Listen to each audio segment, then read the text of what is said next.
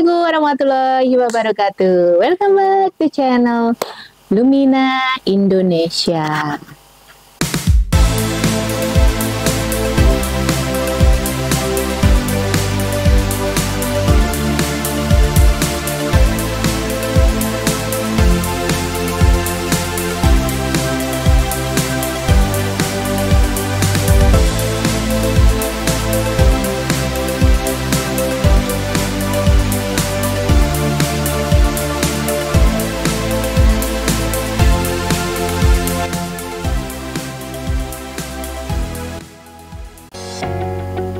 Sahabat Lumina Indonesia dimanapun berada, jadi di video ini saya mau sharing ya pengalaman saya pribadi, bagaimana saya perjalanan menemukan versi terbaik diri saya. Perjalanan ini dimulai dari tahun ketika saya lulus kuliah. Dari lulus kuliah, saya tidak memutuskan untuk mengambil pekerjaan karena sebenarnya saya tahu passion saya itu pengen masuk ke sekolah trainer, sekolah bisnis. Saya masuk ke sana di saat teman-teman saya mencari pekerjaan. Saat masuk di sana, hal paling pertama atau misalnya setelah beberapa hari saya ke sekolah trainer, yang diajarin adalah bagaimana kita bisa membaca bakat atau kemampuan di dalam diri kita sendiri. Yang sekarang, bakat ini yang sekarang yang saya gunakan sebagai kompas dalam hidup saya untuk tahu bagaimana menjadi versi terbaik. Lalu yang kedua, ini bisa saya sarankan untuk ke klien-klien saya, baik dia klien yang personal ataupun klien dalam perusahaan, untuk menggunakan tools ini dan memotret nih sisi kuat dan sisi lemah seseorang, biar kalau misalnya di bisnis atau di perusahaan, right man in the right place ya, tepat menempatkan orang. Sedangkan sebagai personal atau pribadi, mereka tahu nih hal-hal apa saja yang perlu mereka lakukan biar mereka menjadi versi terbaik bagi dirinya. Di talent mapping itu kan ada 34 bakat nih ya, 34 bakat gitu ya, seperti di sini nih, banyak banget ya jenisnya. Dan 34 bakat ini ya sahabat semuanya, itu insya Allah tidak akan sama urutannya antara satu orang dengan orang yang lainnya. Dimana 34 bakat ini ya dia akan menjadi bakat yang produktif ketika kita gunakan dengan maksimal. Tapi disclaimer lagi ya, bakat-bakat ini yang muncul sebagai strong point di kita itu tidak akan menjadi produktif, malah menjadi destruktif atau pengrusak ketika itu bersamaan dengan mental-mental negatif kita, misalnya kecemasan, ragu, sedih, kecewa, dan yang lain sebagainya.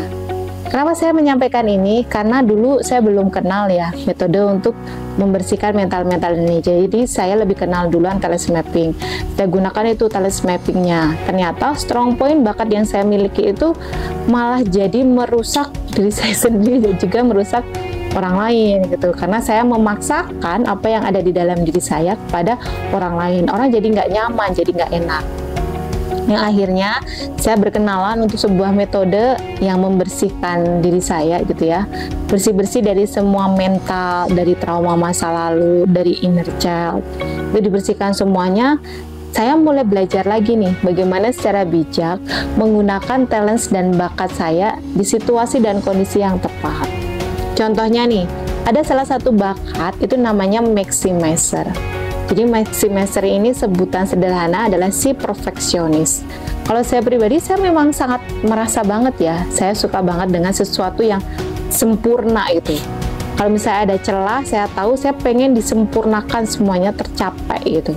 Tapi kalau misalnya itu, kata suami saya ya, kalau misalnya perfeksionis itu terkait dengan diri saya sendiri nih, nggak terkait dengan orang-orang yang lain, itu saya insya Allah akan bisa mengejar itu, karena ada diri saya yang bisa saya kendalikan. Tapi ketika perfeksionis ini saya gunakan ketika saya sudah berhubungan gitu ya, atau saya punya relasi dengan orang banyak, itu akan membuat orang itu tidak semuanya bisa mengikuti standar perfect yang saya miliki. Dan akhirnya setelah beberapa kali kejadian, saya menerima apa yang dikatakan oleh suami saya ya, dan akhirnya saya belajar bahwa saya perlu melihat nih atau memotret situasi dan kondisi, kapan si perfeksionis ini saya keluarkan, kapan dia saya tahan. Karena kalau misalnya dalam 24 jam kita selalu pakai bakat perfeksionis, yang ada ya marah-marah. Yang ada namanya kesel dan kecewa gitu. Kenapa kondisinya nggak sesuai dengan yang saya harapkan? Sebenarnya bakat maximizer ini bakat yang sangat bagus sekali ya gitu. Misalnya di tempat kerja ada yang kurang bagus, jadi si maximizer ini pengen mencapai hasil yang jauh lebih bagus di atas rata-rata. Bagus banget kan itu, jadi produktif. Hanya kenapa itu menjadi destruktif atau pengrusak? Karena tadi ada hambatan-hambatan mental block dan emosi yang mengikutinya. Akhirnya senjata yang powerful ini tidak bisa digunakan sesuai tempat, situasi, dan kondisinya. Artiannya ya tadi, dalam keseharian banyak semua hal dipakai dengan maximizer, padahal kan ya hidup kita sendiri ini pun tidak penuh dengan kesempurnaan gitu, karena yang sempurna itu kan ya hanya Allah gitu. Nah, kalau semisal nih kita bisa menyikapi ini, otomatis bakat ini akan membuat kita semakin lebih produktif. Apalagi berkaitan dengan orang lain, ya kita perlu bijak-bijak lah sampai di level apa dia menjadi perfect gitu ya, menjadi maksimal. Dan bagaimana kita mau up ke sana. Dengan seperti itu ya, orang akan perlahan-lahan mengikuti gitu. Karena memang tidak semua orang itu punya kecepatan belajar yang sama dan punya cara untuk menangkap sesuatu hal yang sama. Jadi, Anda yang kemungkinan punya bakat-bakat perfeksionis, orang-orang yang pengen sempurna di segala situasi dan kondisi, wajib banget lah menyimak ini. Atau mungkin kita akan ngobrol-ngobrol bagaimana sih kita mengendalikan sifat perfect kita biar kita lebih enak, nyaman, dan bahagia dengan apapun. Dan ini akan jadi parah juga kalau misalnya kita sudah berumah tangga berharap pasangan kita perfect sesuai yang kita harapkan, padahal ya namanya pasangan itu kan melengkapi kekurangan kita, bukan memenuhi standar keinginan kita. Oke, buat anda yang kemungkinan punya bakat maximizer atau perfeksionis, start dari sekarang untuk belajar kapan menggunakan bakat itu dengan tepat dan kapan bakat itu perlu kalian simpan biar tidak menyakiti orang-orang di sekitar kita, dan biar bakat itu menjadi berkah dan kebaikan bagi semuanya. Oke, cukup singkat dulu video kali ini. Sampai jumpa di video yang lainnya. Terima kasih. Assalamualaikum warahmatullahi wabarakatuh. Dah.